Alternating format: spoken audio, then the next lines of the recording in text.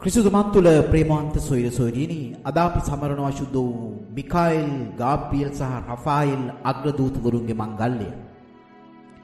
මෙන්න මේ මංගල්‍යය තුලින් අපිට මතක් කරනවා මෙන්න මේ අග්‍රදූතවරුන් දෙවියන් වහන්සේ වෙනුවෙන් අපි තුල අපි එක්ක ජීවත් වෙන බව. දැන් මේ මංගල්‍යය තුලදී මේ අග්‍රදූතවරුන් පිළිබඳව මෙනෙහි කරද්දී ප්‍රේමවත්නි අපි දකිනවා දැන් මේ අයගේ නම් සඳහන් වෙන්නේ මයිකල්, ගාබ්‍රියෙල්, රෆායෙල් මේ හැම නමකටම අවසානයේදී එල් කියලා අවසන් කරන්නේ එල් කියලා. මේකේ තේරුම තමයි එල් කියලා කියන්නේ දෙවියන් වහන්සේ. එතකොට මේ නම් වලින් අපිට මතක් කරනවා සමහර නම් දෙවියන් වහන්සේ අපගේ ආරක්ෂකයාණන්, දෙවියන් වහන්සේ අපගේ ආධාරය, දෙවියන් වහන්සේ අප වෙනුවෙන් පෙනී සිටිනවා කියන මෙන්න මේ අදහස් තමයි මේ අග්‍රදූතවරුන්ගේ නාම වලින් අපිට ප්‍රකාශ වෙන්නේ. එතකොට ප්‍රේමවන්තයනි දැන් දෙවියන් වහන්සේ අපි වෙනුවෙන් අග්‍රදූතවරුන්ව දීලා තියෙනවා. දැන් අපි කියනවා අපි පුංචි අය හැම කෙනාටම ඒ අයගේ ජීවිතේ දේව දූතයෙක් ඉන්නවයි කියලා. ඒ අයව ආරක්ෂා කරන්නට, ඒ අයව නිසිමඟ ගෙන යන්නට, ඒ අයට කරදරයක් නොවි සුරක්ෂිතව ජීවත් වෙන්නට. එතකොට පුංචි අයට විතරක් නෙමෙයි ප්‍රේමවන්තයනි මේ ලෝකයේ තුල ජීවත් වෙන අපි හැම කෙනාම දෙවියන් වහන්සේගේ දේව දූතයන් විසින් රැක බලා ගන්නවා. මේක බොහොම සරලව අපිට හඳුනා ගන්නට පුළුවන් ප්‍රේමවන්තයනි.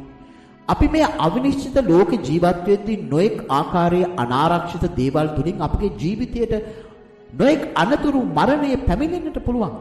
නමුත් අපි දකිනවා මෙන්න අනතුරක් වෙන්නට ගිහිල්ලා යම්තම් අපව බේරෙනවා. අපි දකිනවා මේක ප්‍රාතිහාර්යයක් වගේ. එතකොට මේක තමයි මේ දේව දූතයන්ගේ ක්‍රියාකාරීත්වය. ඒ කියන්නේ දෙවියන් වහන්සේ දේව දූතයන් තුලින් නිරන්තරයෙන්ම අපිව ආරක්ෂා කරනවා. එතකොට අපිව ආරක්ෂා කරන්නේ දෙවියන් වහන්සේ.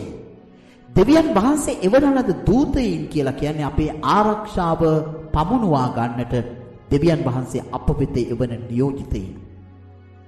ඒක නිසා තමයි මේ අග්‍රදූතවරුන්ගේ නම් වලට අවසානයේදී එකතු වෙන්නේ එල් කියන පදය. දෙවියන් වහන්සේ අපි සමග ඉන්න බව ඒ දේව දූතයන් තුලින් අපිට මතක් කරනවා. එහෙමනම් ප්‍රේමවන්තයනි දෙවියන් වහන්සේ අපිත් එක්ක ඉන්නවයි කියලා මේ ලෝකේ අපිට ප්‍රත්‍යක්ෂ වෙන කරුණ තමයි මේ දේව දූතයන් තුලින් අපිට පෙන්වන්නේ. ඒ දේව දූතයන්ගේ ක්‍රියාකාරීත්වය, දේව දූතයන්ගේ ආරක්ෂාව කියලා කියන්නේ දෙවියන් වහන්සේ අපිත් එක්ක ඉන්නවා. දෙවියන් වහන්සේ අපිව ආරක්ෂා කරනවා. දෙවියන් වහන්සේ අපගේ ආධාරයේ ලෙස නිරන්තරයෙන් අප සමග මේ ලෝකයේ තුල ඉන්නවයි කියන දේ ඒ තුලින් ප්‍රකාශ කරනවා. අන්න ඒ නිසා ප්‍රේමවන්තයනි අපි තේරුම් ගන්නට ඕන, අපි අවබෝධ කර ගන්නට ඕන මේ දෙවියන් වහන්සේගේ ආදරය නිරන්තරයෙන්ම අපි වෙත පැමිණෙනවයි කියලා.